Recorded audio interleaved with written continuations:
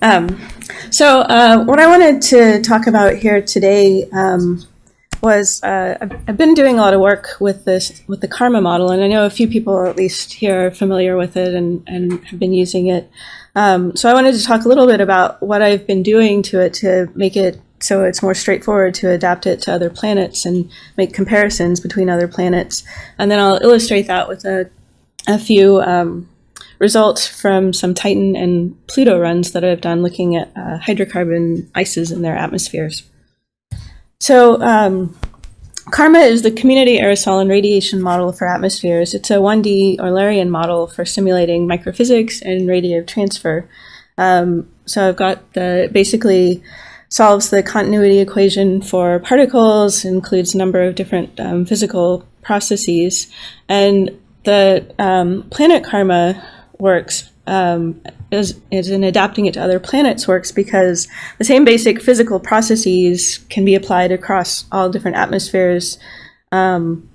And so these can be written in a common code and then linked to specific modules for each planet so that you can compile it then in different planet modes and add the specific things you need to model a planetary atmosphere. So KARMA itself has been it's been used for the past 40 or so years. So it was originally, of course, developed as a terrestrial model, but it has been adapted to other planets, such as like Uranus and Pluto back in the 80s, Titan, Venus, Mars, pretty much every atmosphere in the solar system. But the difference between those models and this one is I'm now using a single platform to make it adaptable to other planets.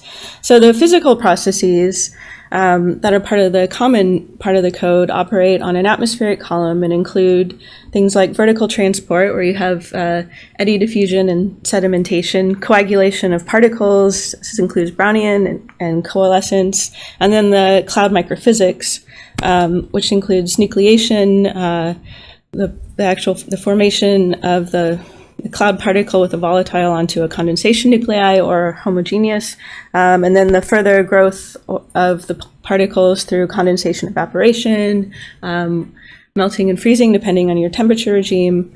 And KARMA is a bin model, so the particles are represented by a number of size bins. So KARMA basically tracks a mass transfer between these bins. And so the world, what I call the world modules, are the way that you model it for other atmospheres. They basically supply the specifics to the model, such as the specific eddy diffusion equation, stuff to set up the atmosphere, your molecular weight and viscosity, the temperature pressure profiles, and specific particle compositions and the relationships of these particles, what volatile species are present, which types of particles serve as your condensation nuclei, and additionally contain some subroutines that might be specific to a planet. For instance, on Pluto, you could condense out your primary constituent on Pluto or Mars, say, but on Titan, you wouldn't normally do that. There's also parameterizations for photochemical production of haze particles on Titan and Pluto, gases on Saturn and Jupiter, different equations for different types of nucleation on these planets. So now I'll jump into Titan. So in Titan, there are processes in the upper atmosphere, such as the photochemical destruction of methane and nitrogen, and then you get there's a whole lot of photochemistry going on in there, creating all kinds of different hydrocarbons and nitriles, and I've listed a bunch of them on this slide. And so what I've done in this particular, what I'm going to talk about here for Titan is I've looked at each of these species that have either been found or predicted by photochemical models in Titan's atmosphere. And if you plot their abundances versus Titan's temperature, you can see in a lot of cases,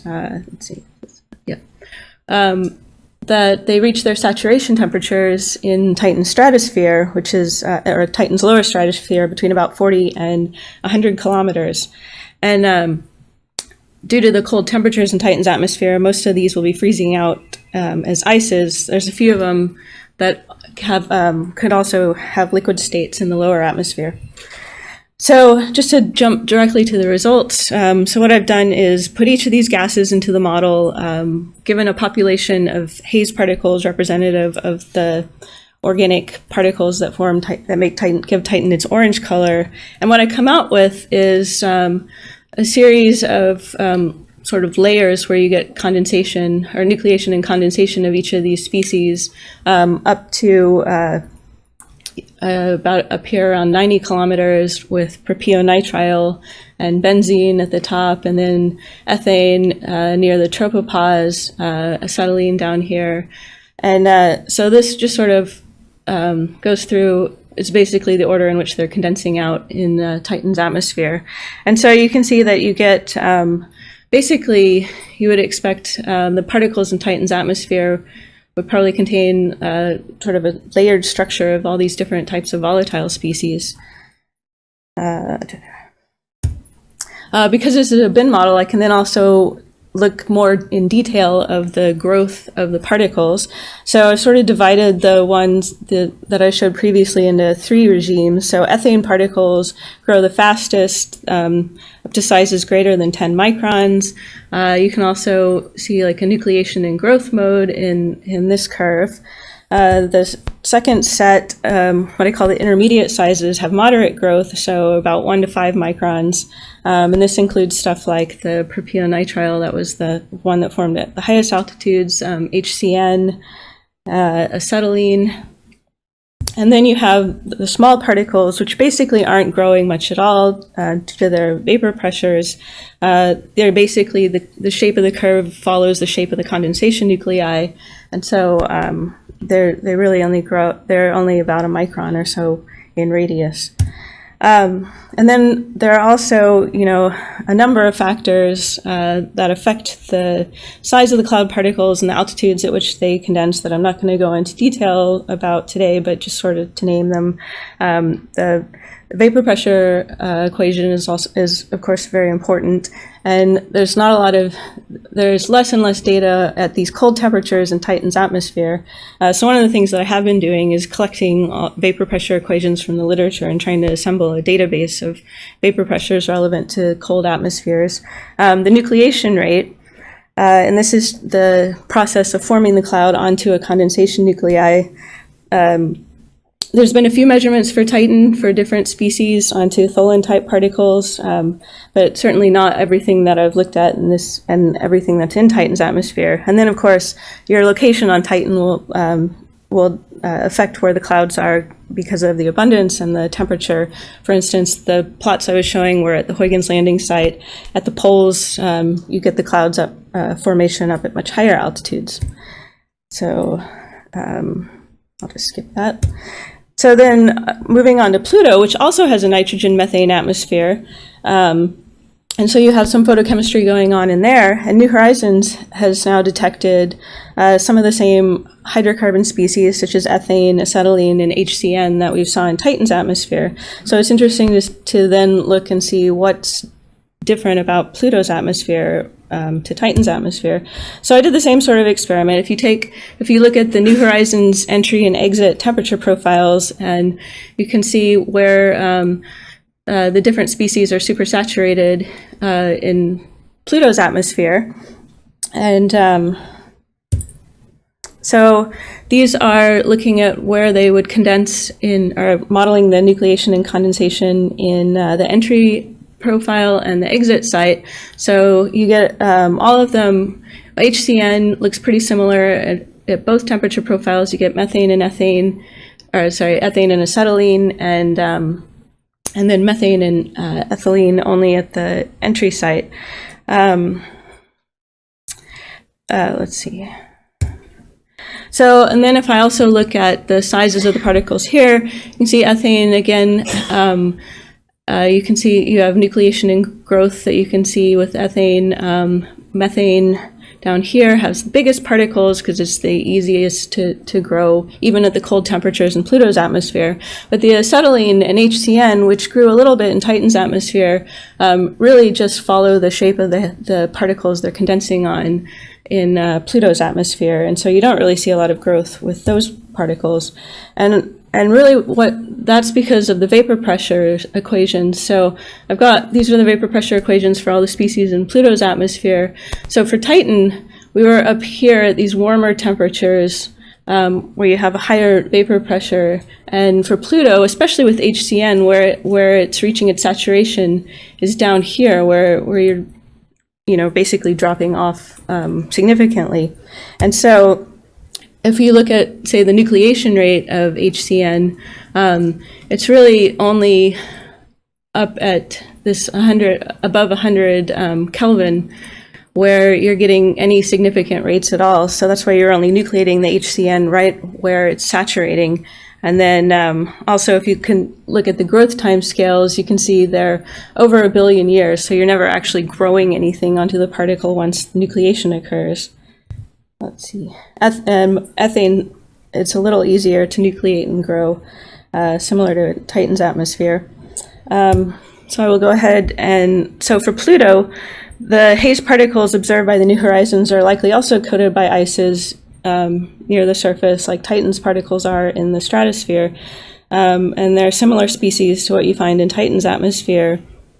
The most abundant one in Pluto's, the most abundant number of particles formed is ethane in Pluto's atmosphere.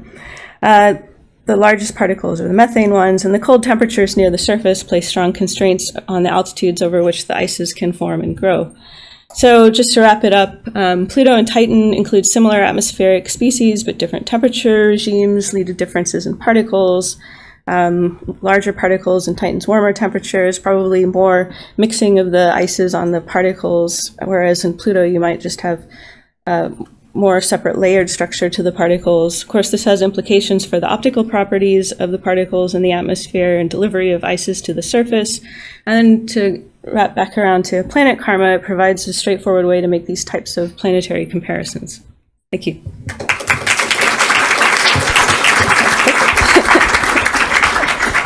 And we have time for questions. The figures made it look like you're making pure substances. Do you make jawbreakers? Do I? Many different, like HCN for the flavor? Yeah, so these tests I was doing, each gas I was working with independently, mostly just to get an idea, because there were a lot of sensitivity tests with different parameters. And so the next step is then to start mixing them together on the particles. Okay.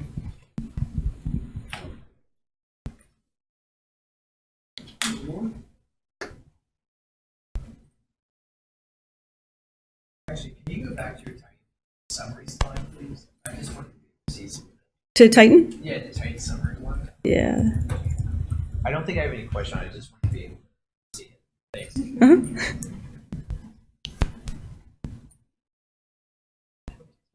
Yeah. Since the ice particles. Since the ice particles condenses near the Pluto surface, do you think the latent heat release can change the temperature structure significantly or not? There's so few particles that it may not make much of a difference. One more quick one.